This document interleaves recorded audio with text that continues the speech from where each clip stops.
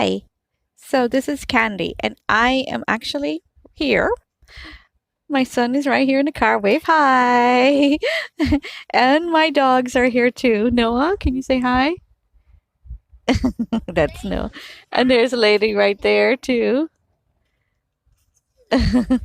We're all at the drive-through waiting on KFC chicken. Right, so that's what we're doing. But it had me thinking about strong and weak energy. So that's a question that I know a lot of uh, people have, and people who are interested in learning the Yuen method have, because it just seems like, well, if you can't find weak energy, then how can you do this process? How is it going to work? And a lot of people get stuck and they buy courses. And I'm one of them from, years ago when I started out. And I would buy these courses and they would take maybe 5 minutes, or they didn't even talk about it in the course, but maybe in the reading material, there might be like 2 or 3 lines on it. And some people talked about muscle testing, and other people just talked about, oh, strong energy is like a sphere or a circle, and that feels strong, and a rectangle or a square feels weak. And I'm like, wait, what? That didn't work for me. Rectangles, as it turns out, I was strong to. But at the time, because everyone is saying, hey, you're supposed to feel strong to circles and weak to rectangles, but I felt the same, I thought I couldn't perceive energy. And there was also an occasion where they said, say your name. And I actually don't like my name, Kadeen.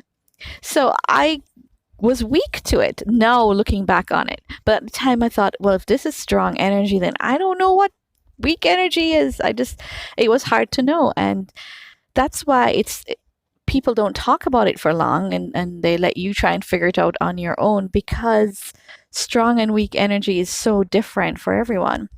And as it turns out, and I learned about this actually doing another course, and that's the body code. Body code is actually pretty similar to the Yuen method in a lot of ways, right? But it's different. And I believe the Yuen method is the most powerful, but body code is pretty close. But we can talk about that in another section. But what I learned from working with a trainer in that was that I actually was already perceiving energy and strong and weak energy. It's just that I saw it in a different way. I saw it like the zoom of a camera. So whatever was strong felt like it was clear, and it was just like a picture on a screen, and it was just clear. Or if it was words, it would be distorted if it was weak energy, and if it was clear and I could see it up close, then it was strong energy. And if it was big, and if it kind of was bigger than me, in just huge, then that's strong energy. And if it was weak, it would be tiny, almost like minuscule, then it would be weak. So there are all these different ways that I saw strong and weak energy that no one ever told me about. You may have some special way too. But so you will learn on your own how to figure out your own way of what strong and weak energy is. But I wanted to help you out with a few tips on not actually needing to know what strong and weak energy is. There are other ways to look at it. And I learned these at first. I didn't actually get strong and weak energy till maybe about a year or two, maybe closer to 2 years after learning the Yuen method, that I got strong and weak energy. So if you don't have it, you don't understand it, don't worry. I've been there. I know what you're going through. And that's why I'm doing this recording, because I really want to help you to sort out that problem. So I didn't actually use it, but I got to resolve a lot of issues and problems. How did I do that? Well, I actually just I would ask questions, and or I'd make statements. And if I felt internal protesting to it, like, no, that doesn't sound right or doesn't feel right, then I knew that it was weak energy, or I knew that was a problem and that was what needed to be strengthened. Paul Wong referred to it as a charge. So if you felt like a spark of something of protest, and let me give you an example. Like, here's one that a lot of people can identify with. If you're trying to manifest wealth, for example, you may say something like, I am rich. Okay, I'm not feeling any spark to that. So I'm okay with being rich now. But at the time, I wouldn't be. So that's the thing. You'd feel like, no, I'm not. That something inside you says it's wrong, even if it's something that seems to be true on the surface. For example, I, what can we use? I'm a good pet owner. I'm excellent with them. And in reality, maybe I am. I feed them, I take care of them, I'm whatever, but there's some charge to it, like maybe I could be better. Maybe I could do more. And that's that charge that you might feel there, that little internal voice. People feel it for being parents. I'm a good parent. And maybe they are, and everyone's saying, no, what are you talking about? You're such a good mom, you're such a good dad, you take care of your child and so on. But there's something inside, and this is just a personal perspective, that you just feel that maybe there's more that you could be doing. Okay, if you're good at your job, you could say, oh yeah, I love my job, I'm really good at it, and maybe you are, but there's something in you saying, yeah, I don't want to be doing this forever. So you're going to feel that charge inside. And if you feel that bit of a no or a bit of a charge, then you know that that's weak energy. Now, where I would feel it would be in my throat. So if I would make a statement and it was not really true to me, even if it was true on the surface, your internal perspective might be different, and that would leave a spark here. So, and if I was getting in tune to someone else and their problem, and they said that they felt a pain in their left arm, I'd be like, the weakness is in the left arm. I'd feel like a charge, like, no, that's not where it's coming from. It's actually coming from their right knee.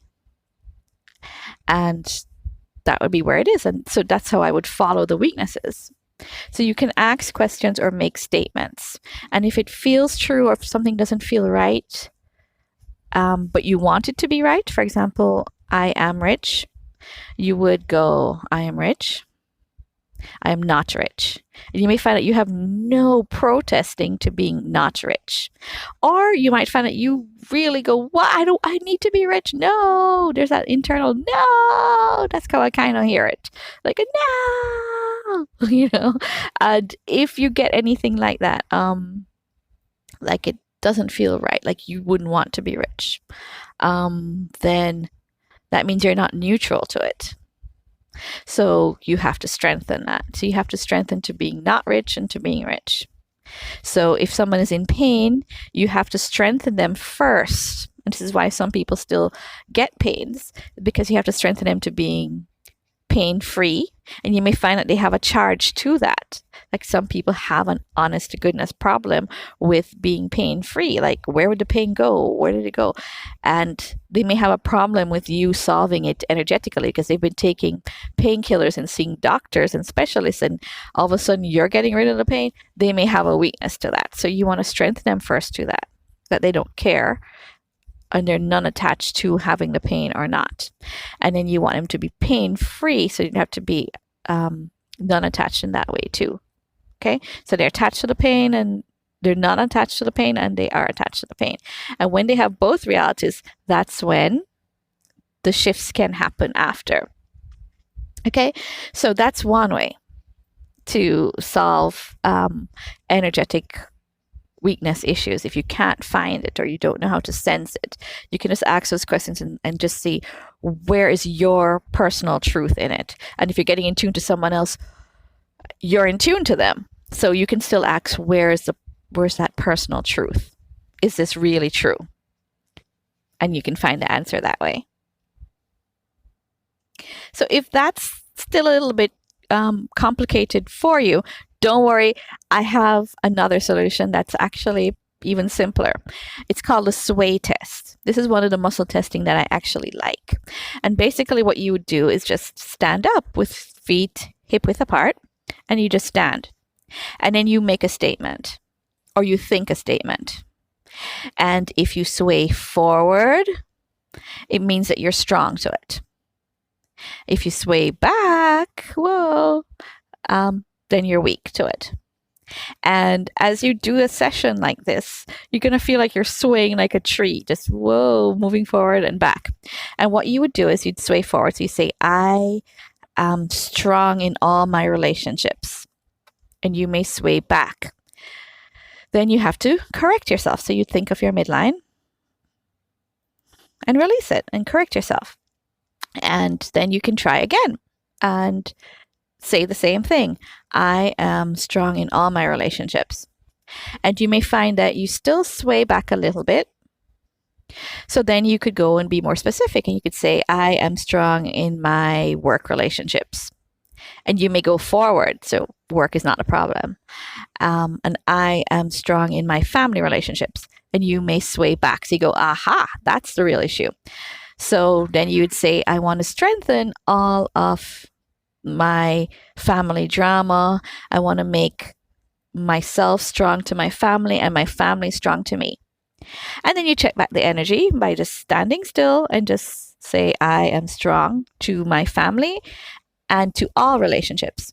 And then you could possibly sway forward. And if you do, then that means that you have strengthened that weakness. Yeah, it's like that. It's really simple. I would want you to try that. And I would even recommend that you do that one. One, it's a lot of fun. And you can really get to see the corrections happen. And all of a sudden you were swaying back and then now you're swaying forward.